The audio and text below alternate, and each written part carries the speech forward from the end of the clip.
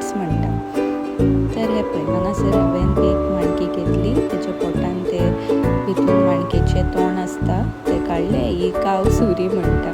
So ती बी काडून भायर उडोवपाची आनी हांगा मदीं एक घटशें कितें आसता तें तेजें ओडून काडपाचें. आनी जाली तयारी.